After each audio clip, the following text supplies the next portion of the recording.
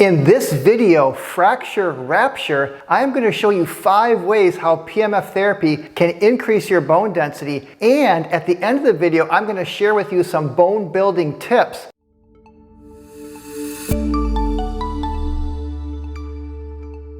Hello, this is Bryant Myers, author of PEMF, The Fifth Element of Health. I've spent 25 years and $750,000 investigating energy medicine and studying with many of the world's experts. And I've come to the conclusion that PEMF therapy is the best of the best of all of energy medicine. In this video, we're going to go through how PEMF can increase your bone density and help to prevent and even reverse bone loss issues like osteopenia and osteoporosis. And if you have any type of fracture, whether it's recent or long-standing that never healed right, PEMF therapy can help. So now your bones are incredibly strong, or they should be. A young person's bone, just a cubic inch, can actually withstand 19,000 pounds of force. Just incredible strength. In fact, bones are stronger than steel and 4 times as strong as concrete. So what happens? Why are we so susceptible to fractures when we get older? Well, it has to do with bone density, which we'll talk about in a minute. But before we do, let's talk about the 2 main types of fractures. And fractures affect 6.3 million people a year in the US. The first is your high impact fractures.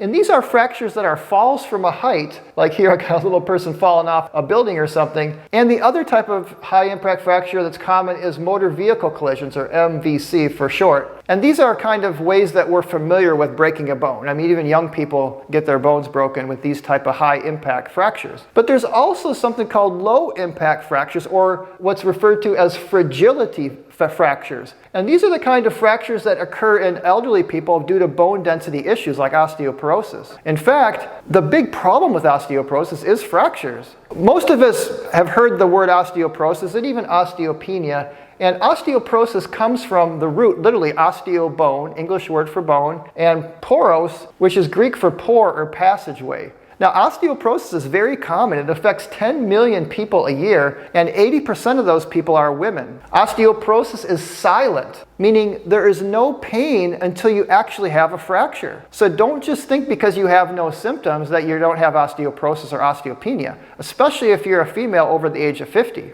And like I said, the main complication of osteoporosis is fractures, and half the women over age 50 experience a fracture due to osteoporosis. Okay, so now I want to talk about the main types of fractures that are associated with osteoporosis. And here's my trusty assistant, Steve, here to help me to demonstrate. He doesn't really appreciate it, but I had to borrow his leg for a minute. So the most dreaded type of fracture due to osteoporosis is a hip fracture. And how this happens is that the femoral head here, you get a fracture in this head, and hip replacement surgery is essentially sawing this off and putting in a prosthetic type of ball and socket. And it's incredibly invasive, highly risky, and believe me, you want to avoid a hip fracture and hip replacement surgery. Because 20%, this is statistics, I'm not trying to scare you, but 20% of the people that get a hip fracture over the age of 60 end up dying within a year. 20%, 1 out of 5. So it's it's not just crippling and debilitating, but it can be fatal as well. So besides hip fractures, actually the most common form of fracture is a compression fracture in the vertebrae. And this can happen to your lumbar, which are down at the bottom, the base of the spine, your thoracic, middle spine, and cervical. And these can just happen out of the blue. And they can also be fatal in some cases. It's not quite as bad as hip fractures, but it can be very, very serious. And another common type of fracture is the distal radius fracture. It's basically a wrist fracture. And the reason this is so common is that elderly people, if they fall, let's say on ice, they usually brace themselves with their outstretched hand, and that leads to a distal radius type of fracture. So 2 of the main problems with osteoporosis-related fractures are permanent pain, which is pain that doesn't go away, and just kind of a crippling immobility. So a lot of people end up in nursing homes because of these fractures due to osteoporosis, because they just never heal right. So what are some risk factors for osteoporosis? If you have a history of corticosteroids or other medications, there's a lot of medications that can lead to bone loss, so make sure to check the contraindications on whatever medications you're taking. If you have a family history, or if you have a history within yourself of having a fracture when you were younger. So women, obviously this is a biggie, 80% of osteoporosis is women, and it's because women have thinner bones, and when they reach menopause, their estrogen levels decline, which does lead to bone loss. That hormone is responsible for bone density. If you weigh less than 127 pounds, you're at risk. If you're a smoker, smoker, you're at risk. Obviously, a low calcium diet, lack of vitamin D from sunlight, which helps with utilizing calcium in the bones. Lack of exercise, too much sitting can lead to bone density issues. Because again, as we'll see, the gravitational force just standing alone creates a force on the bones that strengthens them. I'm going to wait till the end of the video to talk about my bone building strategy. So again, please watch until the end because I want you to have action steps so you can start building stronger bones today. Now, as I've talked about in many videos, PEMF therapy has a lot of research. It's FDA approved for many conditions, over 30,000 research studies. And of those thousands of research studies, the most research aspect of PEMF is with healing bone fractures and healing bone. But let's look at some of the research here on how PEMF therapy can increase bone density. So it goes way back to the 60s and 70s with Bassett and Robert O. Becker and their original collaboration, showing that both microcurrents and then Bassett showed that PEMF therapy can induce microcurrents. But in both cases, these healing microcurrents stimulated bone density and stimulated non-union fractures or even just fresh fractures. In fact, PEMF therapy was so good at helping to stimulate the healing of bones that in 1979, the FDA approved PEMF therapy for non-union bone fractures. Again, that's fractures that don't heal within 6 months. So here's a little picture, and I've showed this in other videos, of Bassett's research-proven, FDA-approved PEMF device. And to this day, not the exact version that Bassett developed, but to this day, the same waveform and the same energy is being used in an FDA-approved bone-stimulating device. So it's still, even in 2020, FDA-approved for bone fractures. And if you go to an orthopedic surgeon and have a non-union fracture or a fracture that's not healing properly, he or she may prescribe you a PEMF device. Again, it's FDA approved, so it can be prescribed. And it's worth noting that the original studies done by Bassett were done using a sawtooth. In fact, the iMRS 2000 sawtooth is almost identical to the original Bassett sawtooth that was, again, is still used to this day. And it's a very complex type of sawtooth, and it has a rapid rise and fall, which is really important, as I've talked about in other videos, because that rapid rise and fall is what's inducing those microcurrents in the bones to stimulate bone matter. So a sine wave PEMF system is not going to be as effective. And again, Bassett looked at many different waveforms and he found this sawtooth was the most effective for healing bones. And again, this is one of the reasons why I recommend the iMRS, because it's not just bone cells, but all cells get regenerated in similar ways. So what's good for the bones is also good for cartilage and other tissues. So now I want to talk about 5 research-proven ways how PEMF therapy can help to strengthen your bones. The first way, which was discovered by Robert O. Becker and Andrew Bassett way back in the 60s and early 70s, was through the piezoelectric effect. And piezoelectric is literally pressure electricity. What I have here is from a company that makes these flash rocks, are quartz crystal piezoelectric crystals. And if I rub them together in the dark, I can see internal electricity and light. If you take a pair of pliers and are able to squeeze it hard enough, you will see these flashes of electricity. Because when you compress the crystal lattice, it kind of squeezes the electrons out and creates a voltage difference, and that voltage then drives the current. And here's the thing, your bone is piezoelectric, as has been shown in many, many studies. So, and again, this is one of the reasons why PEMF therapy works to stimulate bone densities, because you generate these healing currents in the bone that then stimulate osteogenesis and increase bone density. In fact, it even increases stem cells, as we'll see. There was a study done by Hayashi in 1998 that showed that PEMF therapy increased, through the piezoelectric effect, electrical currents within the bones that then made the bones stronger in this study in 1998. Now, the next way that it helps is with the reverse piezoelectric effect. And by the way, the piezoelectric effect is using Faraday's law, which again is why we need a rapid rise and fall signal to induce those healing currents within the bone. So if you're just using a sine wave, you're not going to be inducing as much current. That's why you want a rapid rise and fall signal. Now, the reverse piezoelectric effect is going in the other direction, where PEMF therapy is now, by increasing those microcurrents, causes the crystals to vibrate. And through Wolff's law, the bone density or bone matter is laid down in the direction of that compression. So literally, PEMF therapy is cellular exercise. So you can go to the gym and do like strength training, and that's going to create those piezoelectric currents, which then strengthens your bones. So, bodybuilders, that you can see their increased muscle mass, but if you could look inside at their bones would be thicker as well. We just don't see it because we're just seeing the muscles on the outside.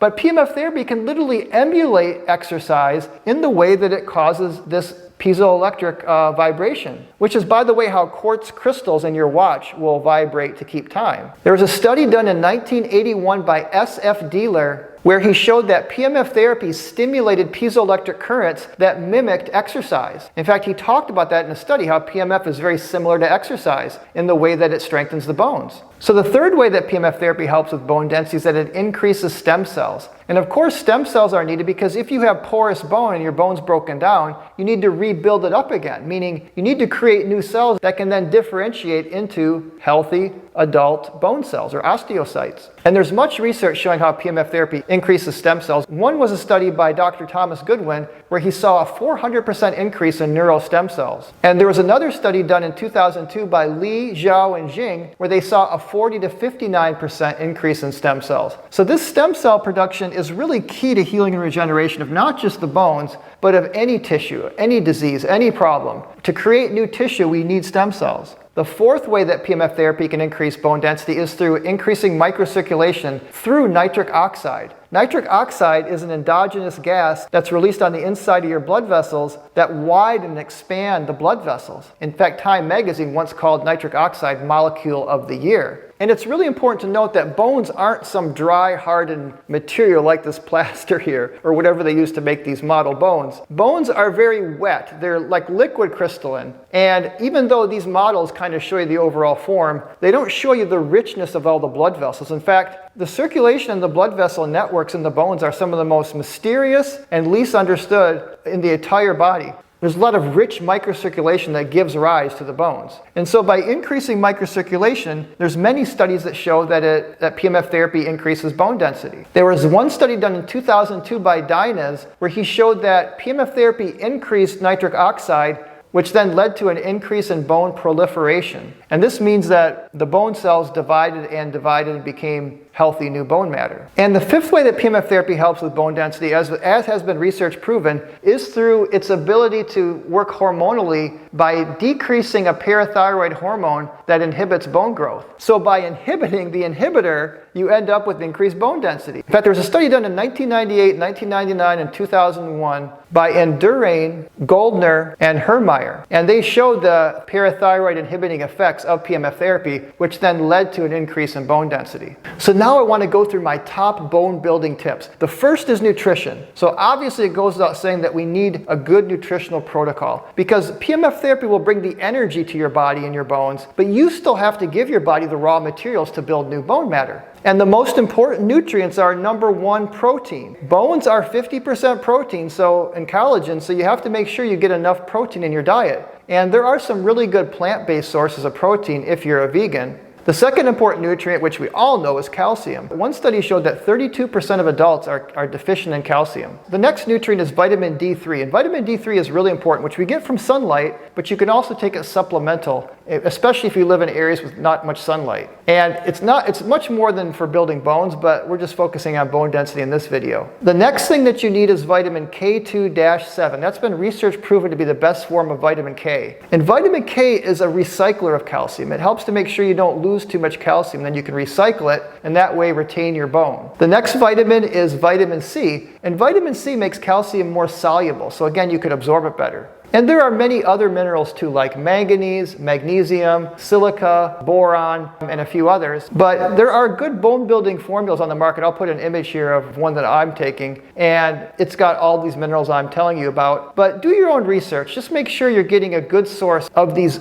important bone building minerals and vitamins. Okay, so nutrition is incredibly important. You really have to make sure you're getting good nutrition. Another important thing with nutrition is to make sure you eat a high alkaline diet, because if you're too acidic, your body will leach calcium from your bones to neutralize those acids. And there's a lot to say on eating an alkaline diet, and do some research on your own, but it's really important to make sure you're not getting too much acidic foods and too much acidity in your diet, because that will leach calcium from your bones. So if you're smoking, stop smoking.